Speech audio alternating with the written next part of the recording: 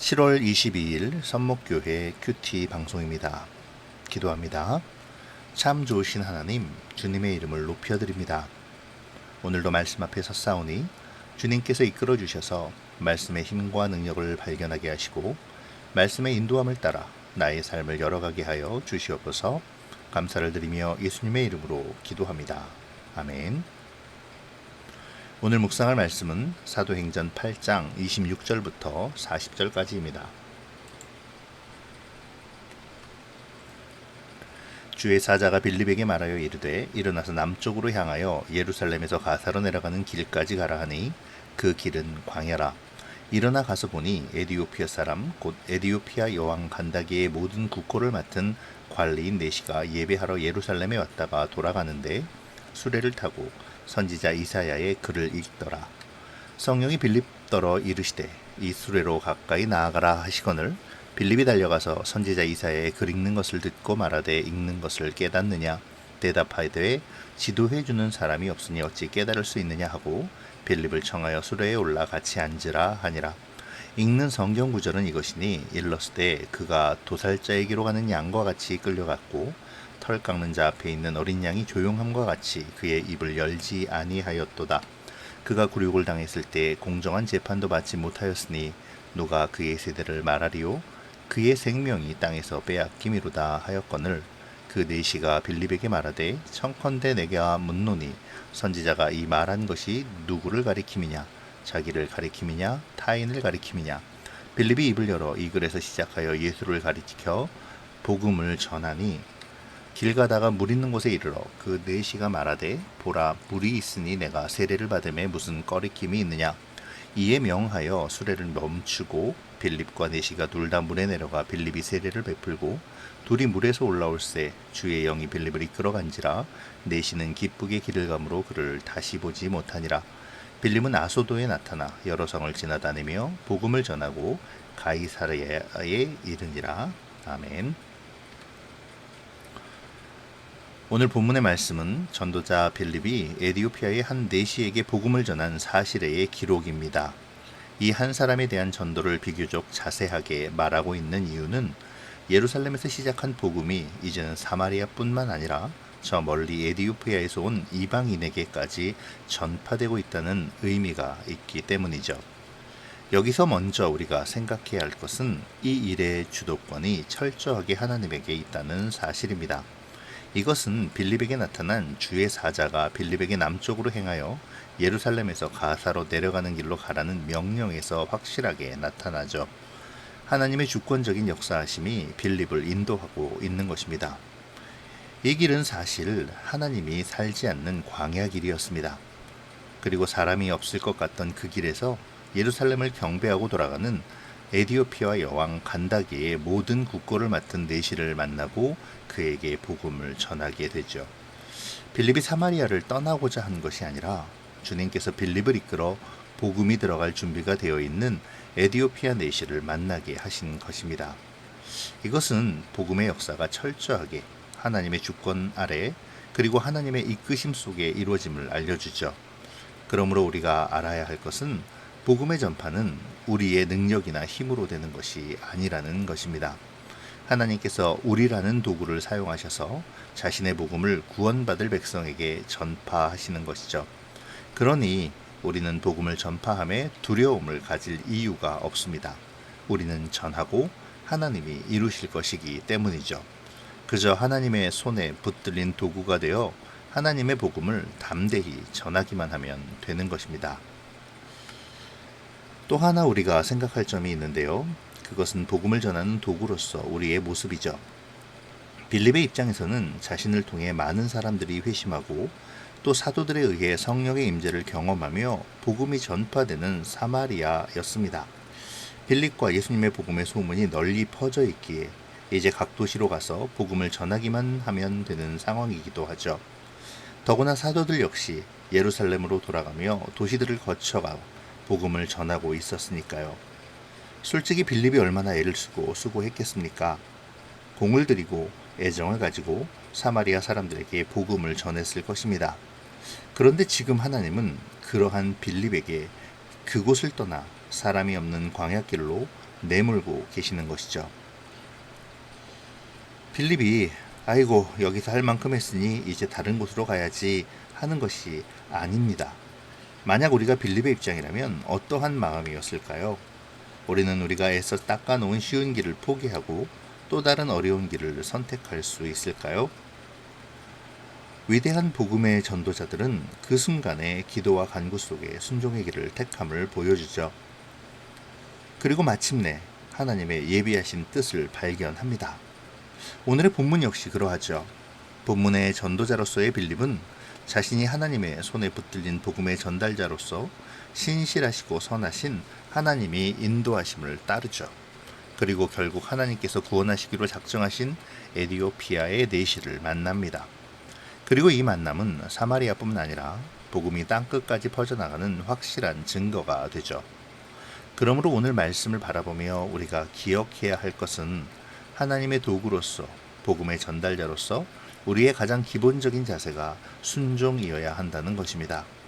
내가 하나님의 말씀을 순종할 때 지금은 보이지 않지만 언젠가 하나님께서 예비하신 하나님의 계획의 성취를 볼 수 있음에 대한 신뢰를 가져야 한다는 것이죠. 다음으로 우리가 묵상할 점은 복음의 대상입니다. 오늘 빌립이 만나는 내시는 에디오피아 사람이죠. 여기서 에디오피아는 지금 우리가 알고 있는 에디오피아가 아니라 이집트 바로 남쪽에 위치한 나라였습니다. 오늘날로 따지면 수단에 해당하죠. 구약 성경에서는 이 에디오피아를 구스라고 불렀습니다. 이 에디오피아의 내시는 여왕 간다게의 국고를 맡고 있었는데요. 당시 에디오피아는 왕이 태양의 아들로 신격화되어 숭배되므로 나라의 일은 왕의 어머니가 맡아 보았는데 그 왕의 어머니를 간다게라고 불렀습니다. 그러니까 간다게의 모든 국고를 맡아본다는 것은 오늘날로 따지면 기획재정부 장관에 해당한다고 볼 수 있습니다. 그리고 그가 내시어야 했던 이유는 바로 여왕을 가까이서 모시는 최측근이었기 때문일 것이겠죠. 그런데 누가는 왜 굳이 이 사람이 내시라는 것을 밝히고 있을까요? 그의 직책을 밝히기 위해서라면 그저 그가 여왕 간다게의 모든 국고를 맡은 관리라고 하면 될 텐데 말이죠. 그럼에도 누가가 굳이 이 사람을 내시라고 밝히는 데는 이유가 있습니다. 바로 하나님의 은혜를 극명하게 드러내기 위해서이죠. 구약에서의 율법에 따르면 거세당한 자는 제사장의 직무를 수행할 수 없었습니다. 또한 여호와의 총회에 들어올 수도 없었죠. 이 말은 곧 오늘 빌립이 만나는 이 사람이 이방인임을 떠나서 여호와의 총회, 그러니까 하나님의 백성으로 들어올 수 없는 자임을 선언하는 것이죠. 그러니까 이 에디오피아의 내시는 이방인에다가 할례를 치를 수 없는 은혜에서 완전히 벗어난 자인 것입니다. 하지만 하나님은 그럼에도 이 에디오피아 내시를 이미 구원하실 계획을 세워놓으셨죠. 은혜 안으로 초청하실 방도를 마련하신 것입니다. 그래서 이사야서 56장 3절에서는 여호와께 연합한 이방인은 여호와께서 나를 그 백성 중에서 반드시 갈라내시리라 말하지 말며 고자도 나는 마른 나무라 말하지 말라라고 말하고 있는 것이죠. 그리고 이 이사야의 말씀은 에디오피아의 내시를 통해 성취되고 있습니다. 누가는 이러한 하나님의 은혜의 역사를 보다 더 정확하게 설명하기 위해 에디오피아의 관리를 굳이 내시라고 소개하고 있는 것입니다. 하나님의 은혜는 지역과 인종 그리고 그 어떤 상태에 놓인 사람이라 할지라도 차별하지 않으심을 보여주며 더 나아가 그들도 복음의 대상자임을 알려주죠. 더불어 앞으로 복음이 어디로 어떻게 뻗어나가게 될지를 예고해 주는 것이기도 합니다.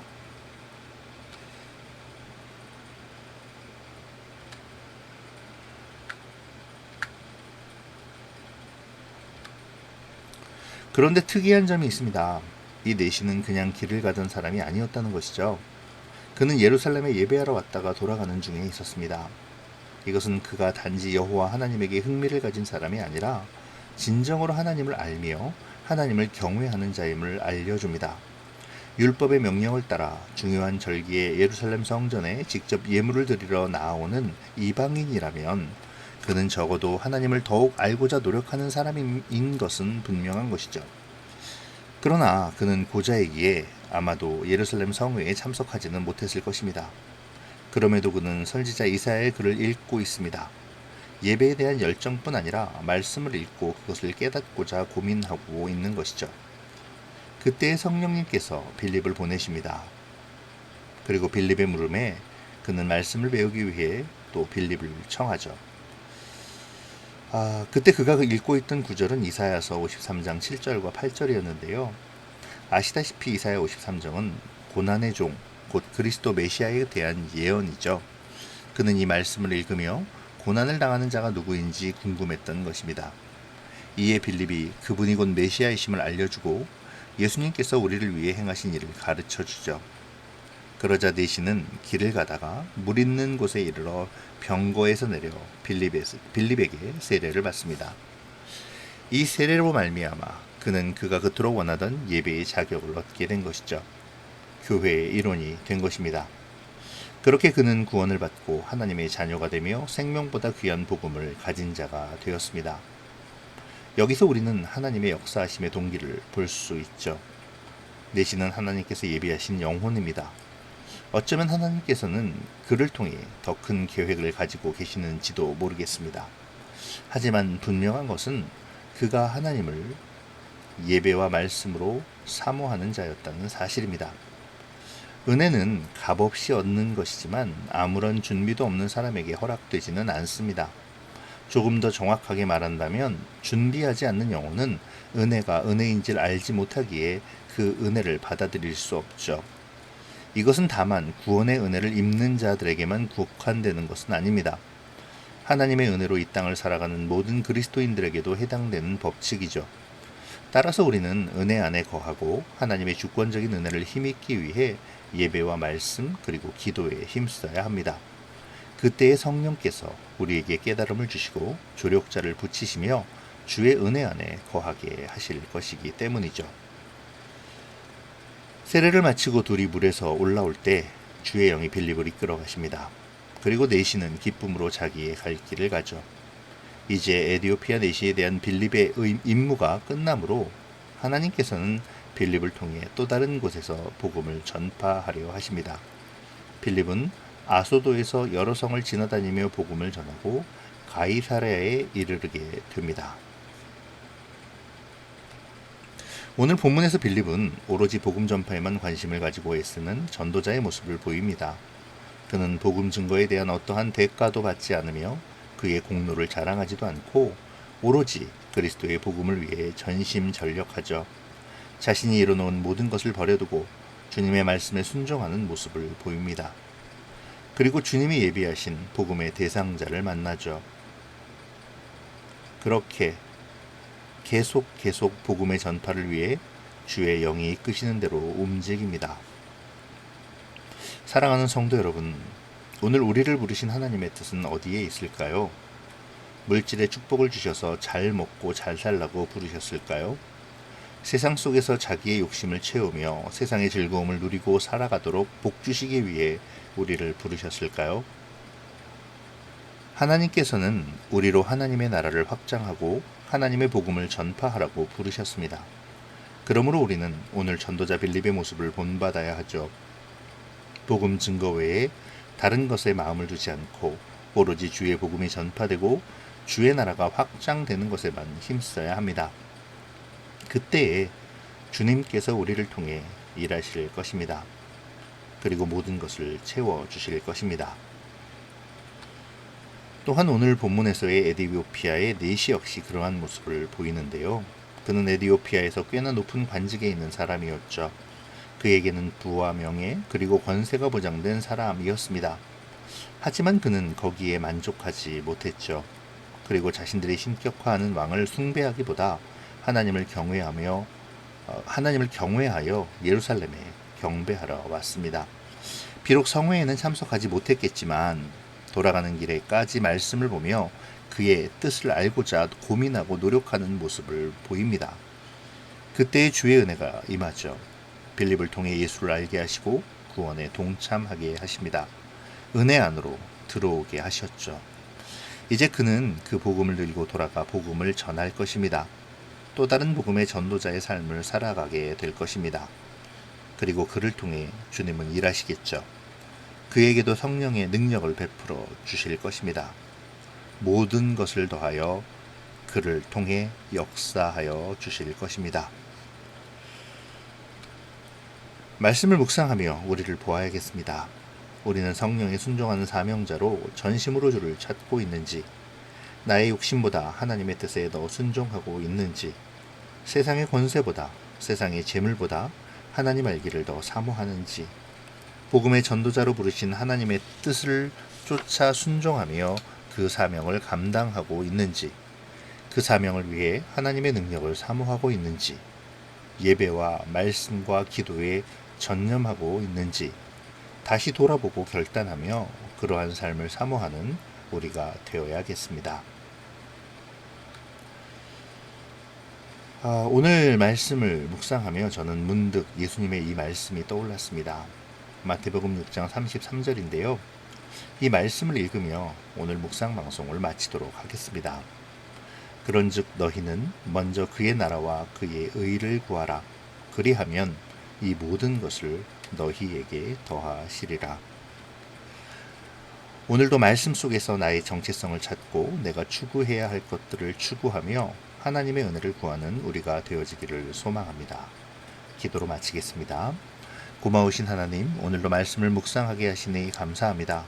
오늘 빌립의 순종의 모습을 보게 하시고 또 에디오피아 내시의 말씀에 대한 열정과 예배에 대한 마음을 바라보며 나의 모습을 회개합니다. 순종하지 못하고 예배와 말씀에 전심을 다하지 않았던 불신앙을 용서하여 주시고 이제 주의 은혜를 입어 부르심을 받은 백성으로서 주의 나라와 의를 구하며 전도자의 삶을 살아가게 인도하여 주시옵소서. 무엇보다 나의 삶에 순종의 모습과 예배와 말씀 그리고 기도에 대한 열정이 살아나기를 소원합니다. 그러한 삶이 오늘도 내일도 우리의 매일의 삶 속에서 이루어지기를 소망하오며 예수님의 이름으로 기도합니다. 아멘.